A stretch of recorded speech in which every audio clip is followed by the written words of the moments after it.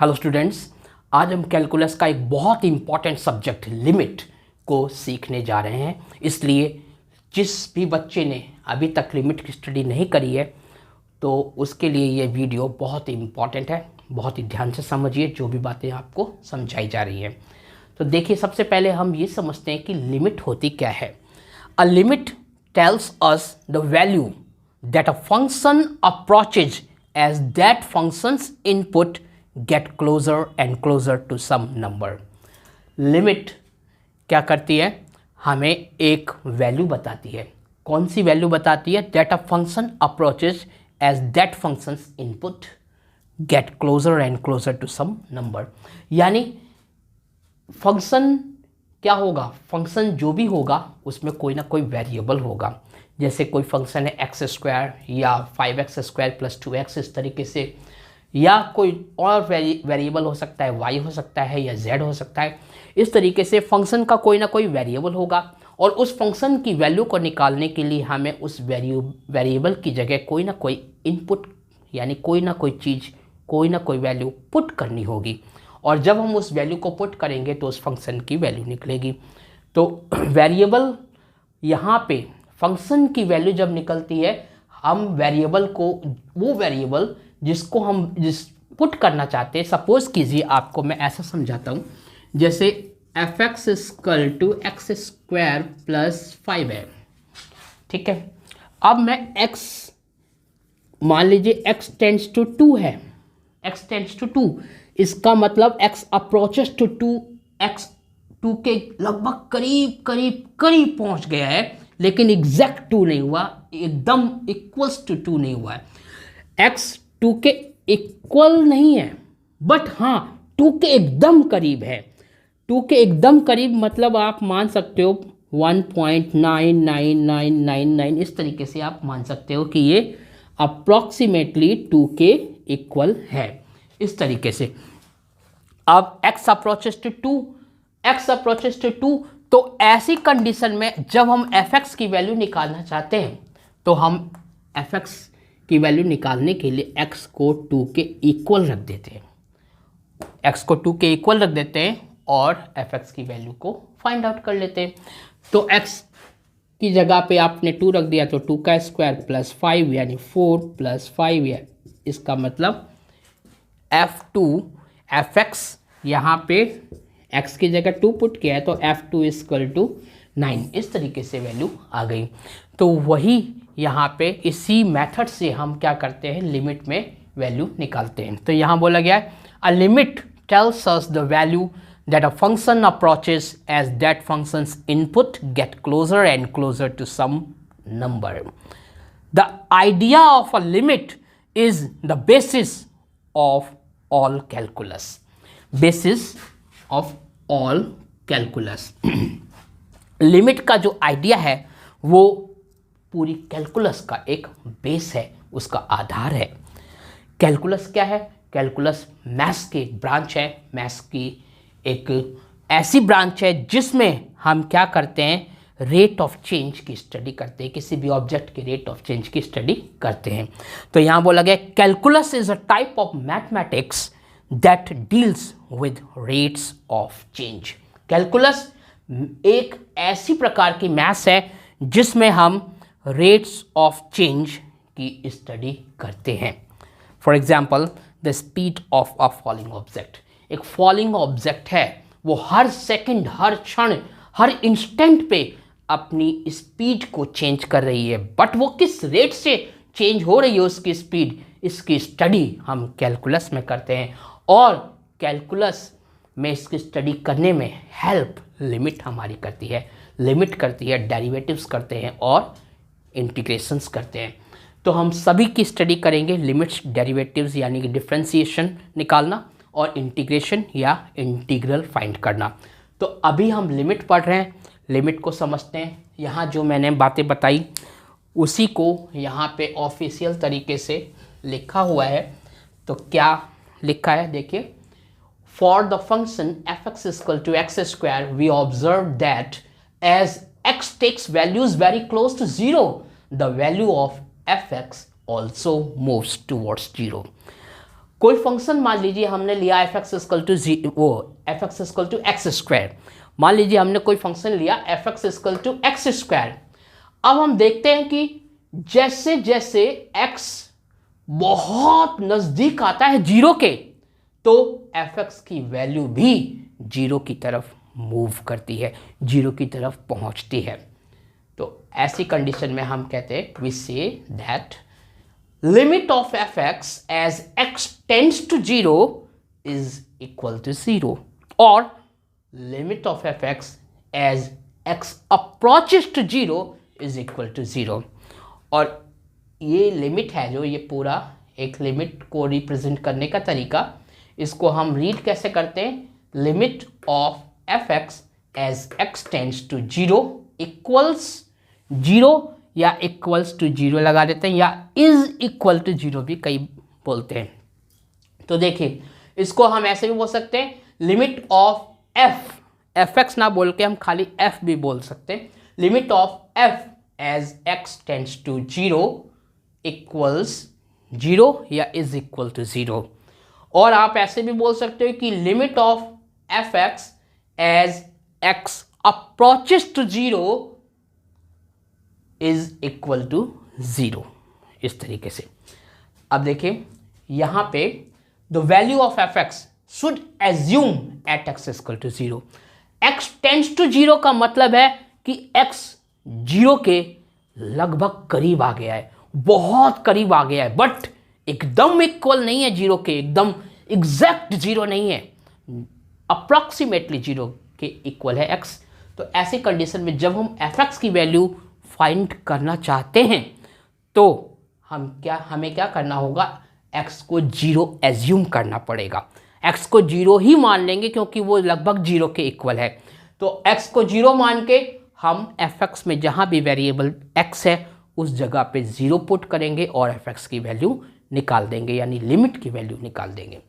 तो वही बात यहाँ पे समझाई गई है, the value of f x should assume at x equal to zero, f x की value x equal to zero पर एज्यूम की जाती है। फॉर एग्जाम्पल से इन बातों को समझ जाएंगे। जैसे यहाँ पे एक लिमिट लिया मैंने फर्स्ट क्वेश्चन में, limit of 3x square plus 4x plus 5, ये फंक्शन हो गया आपका, ये समझ लो एफ एक्स है, as x tends to zero. अब जब भी आप क्या करते हो, लिमिट की वैल्यू फाइंड आउट करना चाहते हो और डायरेक्ट आप, जैसे x टेंड्स टू जीरो है, आप direct x equals to zero assume करके पुट कर रहे हो वैल्यू, तो आपको ये जो limit as x tends to zero है ये नहीं लिखना है, इसको बिना लिखे आप सीधा वैल्यू पुट कीजिए और आंसर आएगा आपका लिमिट का। तो 3 ले लिया आपने, x की जगह आप 0 पुट करोगे, 0 x का स्क्वायर है तो 0 का स्क्वायर प्लस 4, और 4 मल्टीप्लाई x है तो 4 मल्टीप्लाई 0 प्लस 5, इस तरीके से। अगर आप ब्रैकेट में 0 नहीं लिखोगे तो आप जानते हो क्या होगा, 40 बन जाएगा, और 40 बन जाएगा तो आपका आंसर गलत हो जाएगा, इसलिए ब्रैकेट में लिखिए इसको, या फिर 4 मल्टीप्लाई 0 ऐसे लिख सकते हैं। तो यहाँ पे आपने वैल्यू पुट कर दी। अब 0 का स्क्वायर क्या होता है, 0, और 0 से अगर 3 मल्टीप्लाई होगा तो भी 0 आएगा। तो ये हो गया 0, और 4 इंटू 0 0 प्लस 5, 0 प्लस 0 0 ही होता है, और 0 में 5 ऐड करोगे तब 5 ही आएगा, तो आपका आंसर हो गया 5। तो ये आपने फर्स्ट वैल्यू निकाली। इसमें आपने देखा कि x टेंड्स टू जीरो यानी x अप्रोचेस टू जीरो है, तो हमने x को 0 एज्यूम कर लिया, x को 0 के इक्वल मान लिया, तब हमने इस f(x) की वैल्यू को निकाला है। ऐसे ही देखिए दूसरा क्वेश्चन, ये है limit of √1 plus x plus √1 minus x upon 1 plus x, ये पूरा फंक्शन है as x tends to zero पे। तो इसकी वैल्यू निकालोगे तो आप क्या करोगे, x को 0 के इक्वल एज्यूम करोगे और वेरिएबल x की जगह 0 पुट कर दोगे और वैल्यू आ जाएगी। तो आप यहाँ पे इस पोर्शन को नहीं लिखोगे क्योंकि अब आप वैल्यू निकाल रहे हो, वैल्यू पुट कर रहे हो, तो ये आ जाएगा under root 1 plus 0 plus under root 1 minus 0 upon 1 plus 0। अब ये हो गया under root 1 plus under root 1 upon 1। Root 1 की वैल्यू 1 होती है, रूट 1 की वैल्यू 1 होती है, तो 1 प्लस 1 2, 2 बाय 1, 2 डिवाइड होगा 1 से तो आंसर 2 आएगा। तो इस पूरे फंक्शन की वैल्यू x इक्वल टू 0 पर 2 आई। ये आपने सेकंड क्वेश्चन निकाल लिया। थर्ड देखिए आप, थर्ड दिया हुआ है कि limit of constant function 9 as x tends to 0। अब ये फंक्शन है लेकिन कांस्टेंट है, बिकॉज कांस्टेंट है, ये वैल्यू दी हुई है 9। इसमें कोई वेरिएबल यूज है नहीं हो रहा, वेरिएबल यूज नहीं हो रहा तो आप x इक्वल टू 0 पुट कहाँ करेंगे, पुट ही नहीं कर पाएंगे। जब आप पुट नहीं कर पाएंगे तो ऐसी कंडीशन में जब खाली कांस्टेंट हो किसी भी लिमिट का फंक्शन तो आंसर भी वही कांस्टेंट ही आ जाता है, तो इसका आंसर 9 आ जाएगा। इसका आंसर 9 आ गया। अब देखते हैं, ये अभी तक जो भी हमने क्वेश्चन करे उसमें किसी भी केस में वैल्यू पुट करने पर डिनोमिनेटर आपका 0 नहीं बन रहा था। यहाँ डिनोमिनेटर तो था ही नहीं फर्स्ट में। सेकंड में आपका यहाँ अगर आप वैल्यू 0 पुट करते हो x की जगह तो आपका डिनोमिनेटर 0 नहीं बनता है।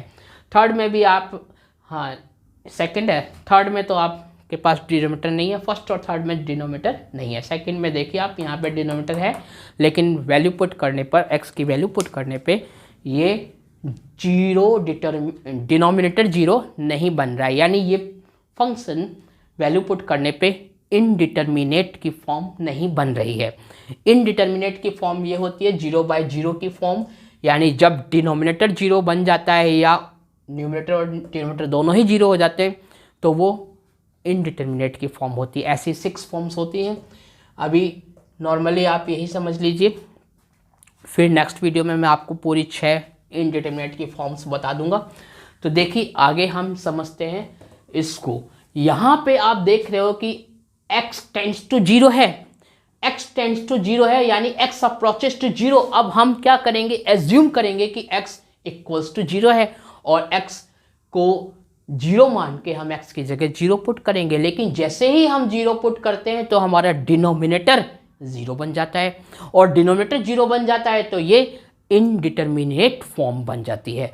तो इसको हम डायरेक्ट जैसे अभी तक हमने सॉल्व किया उस तरीके से नहीं कर सकते, तो इसको डिफरेंट मेथड से सॉल्व करेंगे। आइए सॉल्व करते हैं। देखिए इसको सॉल्व करने के लिए, ऐसी लिमिट्स को सॉल्व करने के लिए जो इनडिटर्मिनेट फॉर्म में हो, आपको जैसे यहाँ पे अभी आपके ये जो फंक्शन है रूट के अंदर वो है 1 प्लस एक्स, आप इसे अज्यूम कर लीजिए y। तो आपने माना let 1 plus x is equal to y, ये आपने मान लिया। अब 1 प्लस एक्स को y के इक्वल अगर आप मान लेते हो, that implies x equal to कितना हो जाएगा, x इक्वल टू हो जाएगा 1, दूसरी साइड जाएगा, 1 को उस साइड भेज दो तो x equal to y minus 1, ये x की वैल्यू आ गई। अब इस लिमिट में हम देखते हैं कि एज x टेंड्स टू 0 और x अप्रोचेस टू 0, देन अगर x अप्रोचेस टू 0 है यानी x 0 के एकदम इक्वल है और हम जब वैल्यू निकालते हैं तो x को 0 के इक्वल मानते हैं। अगर x को 0 के इक्वल मानते हैं तो यहाँ पे अगर x की जगह 0 पुट करते हो तो y इक्वल टू 1 आता है। तो as x tends to 0 y tends to 1, और ये भी बोल सकते हैं as x approaches to 0 y approaches to 1, तो then y approaches to 1, y approaches to 1 हो गया। अब आपको इस लिमिट में y की फॉर्म यानी वेरिएबल y चेंज कर दो x को y में और फिर आप इस लिमिट को लिखते हैं। तो limit under root y minus 1 upon x कितना है, x है y minus 1 upon y minus 1, और x टेंड्स टू 0 होगा तो y टेंड्स टू 1, तो y टेंड्स टू 1। इस तरीके से आपने लिमिट ले ली। इसको आप थोड़ा और चेंज कर दो। आप इसे लिख सकते हो limit y to the power 1/2 minus 1 की कोई भी पावर हो 1 ही आंसर आता है, तो 1 की पावर भी y की पावर के सेम एज लिख सकते हो। y की पावर 1/2 है, तो जितनी y की पावर है उतनी ही 1 की पावर होनी चाहिए, तो 1 की पावर से कोई फर्क नहीं पड़ता, 1 की पावर कुछ भी हो, any power of 1 answer is 1। तो इस कंडीशन में जो y की पावर है वो 1 की पावर बना दीजिए, तो y की पावर 1/2 है तो 1 की पावर को भी 1/2 लिख दिया, अपॉन में y-1 है तो y-1 सेम एज आ गया एज y टेंड्स टू 1। इस तरीके से आपने लिख दिया ये तरीका। अब आप कहोगे यहाँ भी अगर हम y को 1 पुट करेंगे तो 0 बन जाएगा डिनोमिनेटर, यस बन जाएगा, लेकिन ऐसी केस में जब इस फॉर्म में होता है कोई फंक्शन तो हम डायरेक्ट वैल्यू नहीं पुट करते। इसके लिए हमारे पास एक लिमिट का फॉर्मूला है, वो फॉर्मूला क्या है, limit of x to the power n minus a to the power n upon x minus a as x tends to a equals to, जो पावर n है वो आएगी, वो पावर मल्टीप्लाई होगी इस a से, और a की पावर n में से 1 माइनस कर दो, यानी 1 एक पावर कम हो जाएगी n में से, ये आंसर इसका आएगा। तो इस फॉर्मूले का अप्लाई करके इसकी वैल्यू आ जाएगी। तो आप यहाँ देख रहे हो कि x टेंड्स टू a है और y टेंड्स टू 1, तो 1 a का काम कर रहा है, और ये आपका a हो गया, ये a हो गया, और x आपका y है, x y है, और जो पावर n है वो n कितनी है 1/2, तो आप आंसर में लिखोगे क्या, n कितना है 1/2, तो 1/2। अब ये मल्टीप्लाई हो रहा है a, तो मल्टीप्लाई a, या फिर आप मल्टीप्लाई ना लगा के ब्रैकेट लिख सकते हो, ब्रैकेट का मतलब भी मल्टीप्लाई है, यहाँ पे कोई साइन नहीं है, तो a कितना है आपका, a है 1, ये a है, ये भी a है, 1a है, और a की पावर कितनी है n कितनी है 1/2, तो 1/2, और n में से कितना कम करना है 1, तो 1 आपने कम कर दिया। जब आप क्या करोगे 1/2 और -1 को ऐड करोगे तो आपकी पावर बनेगी -1/2, तो आपके पास आंसर आएगा 1/2 इंटू 1 टू द पावर -1/2। अब 1 की कुछ भी पावर हो आंसर क्या आता है, आंसर 1 आता है, तो आंसर 1 आता है, और 1 अगर 1/2 से मल्टीप्लाई होगा तब आंसर 1/2 ही आएगा। तो इस लिमिट का आंसर कितना आ गया 1/2, यानी अगर ये पूरा फंक्शन है तो इसकी वैल्यू कितनी आ गई 1/2। कब, जब हम y को 1 के इक्वल एज्यूम करके पुट करते हैं। तो ये मेथड है लिमिट के नॉर्मल क्वेश्चंस को सॉल्व करने का। तो नेक्स्ट वीडियो में हम ये सीखेंगे कि left hand limit right hand limit कैसे निकालते हैं, और लेफ्ट हैंड लिमिट और राइट हैंड लिमिट क्यों ज़रूरी है, और लिमिट के कंसेप्ट को थोड़ा और डिटेल से समझने की कोशिश करेंगे, और कुछ क्वेश्चंस भी करेंगे। So thank you very much for watching this video. और अगर आप फिजिक्स के स्टूडेंट हैं, फिजिक्स में आपका इंटरेस्ट है, फिजिक्स आप पढ़ते हैं, साइंस आपने ले रखी है, तो एक और चैनल है मेरा बुद्ध इंस्टीट्यूट ऑफ फिजिक्स, उसमें सिर्फ फिजिक्स के ही वीडियो अवेलेबल हैं, और उसमें स्टार्टिंग से मैं फिजिक्स को डिफ़ाइन कर रहा हूँ, इसलिए आप उस चैनल के सभी वीडियोस को भी देखिए, क्योंकि एक टीचर सारा ज्ञान नहीं दे सकता, इसलिए आप कहीं अगर फिजिक्स पढ़ भी रहे हैं, किसी के वीडियोस को देख भी रहे हैं, तो ज़रूरी नहीं है कि वहाँ आपको सारी नॉलेज मिल जाए। तो हो सकता है कुछ ऐसी नॉलेज मेरे पास भी हो जो मैंने दी हो, और वहाँ जहाँ आप पढ़ रहे हो वहाँ ना मिली हो, इसलिए ये आपका फ़र्ज़ बनता है कि आप फिजिक्स की किसी भी नॉलेज को, या मैथ्स की किसी भी नॉलेज को, या जिस भी फील्ड में आप पूरी नॉलेज गेन करना चाहते हैं, वैसे संपूर्ण नॉलेज कोई नहीं गेन कर सकता, लेकिन फिर भी मैक्सिमम नॉलेज गेन करना चाहते हैं, तो आप हर एक ऐसे टीचर की वीडियो या जो भी स्टडी मटेरियल है उसको देखें, जिससे कि आपकी नॉलेज इंक्रीज़ हो। So thank you very much again for watching this video.